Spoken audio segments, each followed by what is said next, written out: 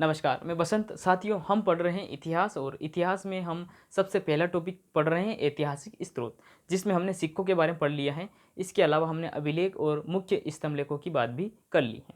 अब हम आगे बात करते हैं साहित्य के बारे में, यानी कि ये सभी क्या हैं, इतिहास के स्रोत हैं। ठीक है, यानी यहाँ से हमें इतिहास की जानकारी मिलती है और बहुत सारा ऐतिहासिक शास्त्र जो हैं वो नहीं मिल पाए हैं, या फिर समाप्त हो गए, या फिर जला दिए गए, या फिर खत्म भी कर दिए गए हैं। तो इन सभी से अपने को इनकी जानकारी मिलती है। जैसे सिक्कों से कोई पुराना सिक्का मिला है, कार्बन 14, ये सारी विधियां हैं। इनसे जो प्राचीन वस्तुएं मिलती हैं, प्राचीन कोई कंकाल मिला, कोई अवशेष मिला है, तो उनकी आयु को जांचा जाता है। ये भी हमने समझा है। तो आज हम साहित्य की बात कर रहे हैं और इसमें हम बात करेंगे वेद, उपवेद और उनकी विशेषताओं की। इसके बाद हम बात करेंगे वेदांगों की। तो साथियों, लिपि की बात अगर हम करते हैं तो हम भारतीयों को लिपि का ज्ञान 2500 ईसा पूर्व में ही था। ठीक है, हमको लिपि का ज्ञान कब था कि 2500 ईसा पूर्व में हमें लिपि का ज्ञान था। लिपि यानी लिखने की शैली, लिखने का तरीका। ये जो लिपि है ये देवनागरी लिपि है। इसी प्रकार उस समय अधिकतर जो लिपियां हैं वो ब्राह्मी लिपि थी। ठीक है, जैसे कि सम्राट अशोक की बात करें तो उनके जो अभिलेख मिले हैं, अधिकतम अभिलेख ब्राह्मी लिपि में ही मिले हैं। ठीक है, इसके अलावा जो अभिलेख मिले हैं वो खरोष्टी लिपि में मिले हैं। तो हमें लिपि के बारे में ज्ञान हमें 2500 ईसा पूर्व, ईसा मसीह के जन्म से 2500 वर्ष पूर्व में हमें जानकारी थी। इसके बाद हमें जानकारी इतिहास की मिलती है वेदों से।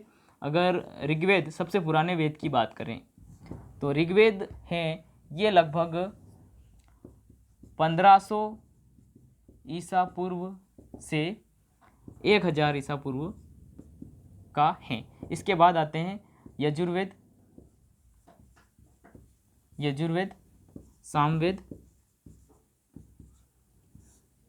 सामवेद एवं उपनिषद और आरण्यक ब्राह्मणों द्वारा लिखा गया शास्त्र है आरण्यक।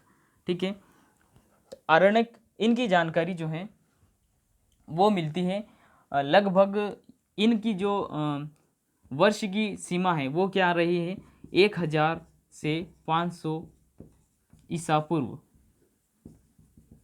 यानी कि सबसे पुराना जो वेद है वो ऋग्वेद है।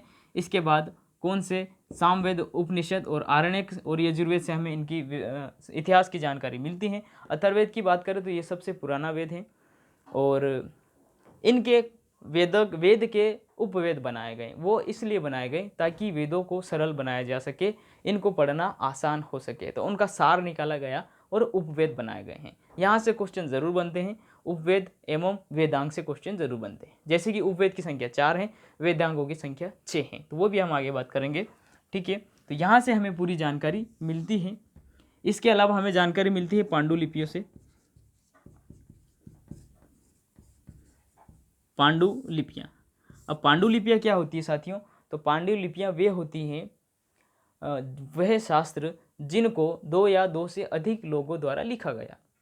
यानी जैसे कि उदाहरण के लिए रामायण की बात करें तो इसमें 8600 समथिंग श्लोक शुरू में थे। ठीक है, वाल्मीकि ने जब लिखी, उसके बाद जब हम बात करते हैं उसके बाद की, तो अभी वर्तमान में रामायण में 24,000 श्लोक हैं। यानी कि अलग अलग बाद में जो ऋषि आए उन्होंने फिर से अपने विचार व्यक्त करते हुए अपने द्वारा श्लोक को जोड़ा गया, ऐड किया गया, तो हम उसे पांडुलिपि बोलेंगे। ठीक है, तो उपनिषद और रामायण, महाभारत, ये सभी क्या है, पांडुलिपियों के अंतर्गत आते हैं और इन सभी से भी इतिहास की जानकारी मिलती है। ठीक है, अब बढ़ते हैं एक महत्वपूर्ण टॉपिक की ओर, वेद और उपवेद एवं उनकी विशेषताएं। ठीक है, इनको सरलतम रूप देने के लिए ऋग्वेद का उपवेद आयुर्वेद बनाया गया और इसी से पता चल रहा है कि ये चिकित्सा का वर्णन इसमें मिलता है। उसके बाद यजुर्वेद की बात करें तो साथियों, यजुर्वेद का उपवेद है धनुर्वेद। यजुर्वेद धनुर्वेद, युद्ध की, धनु से आप यहाँ से अंदाज़ा लगा लीजिए कि धनु या धनुष की बात हो रही है और धनुष से अक्सर युद्ध लड़ा जाता था पहले। तो धनुर्वेद यानी युद्ध का, इससे युद्ध का वर्णन है और युद्ध के बाद संबंधित है। ठीक है, सामवेद, जिसको संगीत का ज्ञाता, संगीत का निर्माता कहा जाता है, सामवेद को, सामवेद से ही संगीत आया है। इसका उपवेद है गंधर्ववेद और कला और संगीत से संबंधित है। अंतिम जो वेद है, सबसे पीछे का वेद है अथर्ववेद और शिल्प वेद भी इसको कहा जाता है, भवन निर्माण और कला से संबंधित यह वेद रहा है। तो साथियों, क्वेश्चन किसी प्रकार से बन सकता है कि कला एवं संगीत की जानकारी मिलती है कौन से उपवेद से मिलती है? गंधर्व वेद से मिलती है। तो ये आशा करता हूँ आपको समझ में आया होगा, बिल्कुल इंपॉर्टेंट है, आप स्क्रीनशॉट ले सकते हैं और आगे बढ़ते हैं और वेदांगों की बात करते हैं।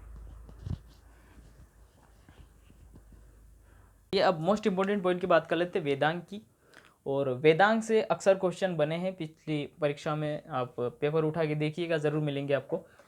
तो वेदांग की संख्या कितनी होती है? पहला क्वेश्चन ऐसे बनता है। तो वेदांग की संख्या 6 होती है और इनको इसलिए बनाया गया ताकि वेदों का अध्ययन और सरल किया जा सके। ठीक है, इसमें पहला है शिक्षा, कल्प, व्याकरण, निरुक्त, छंद और ज्योतिष। शिक्षा पहला, इसमें है वैदिक शब्दों के शुद्ध उच्चारण, शिक्षा से संबंधित, यानी उस समय वेदों को कंठस्थ करवाया जाता था क्योंकि लेखन के लिए पर्याप्त संसाधन उपलब्ध नहीं थे, इसलिए कंठस्थ करवाया जाता था। और दूसरा है कल्प, वैदिक कर्म कांडों को संपन्न कराने हेतु विधि किसमें थी? कल्प में। ठीक है, दूसरा वैदिक अंग है कल्प और इसमें वैदिक कर्म कांडों को संपन्न कराने की विधि का वर्णन मिलता है किसमें? कल्प में।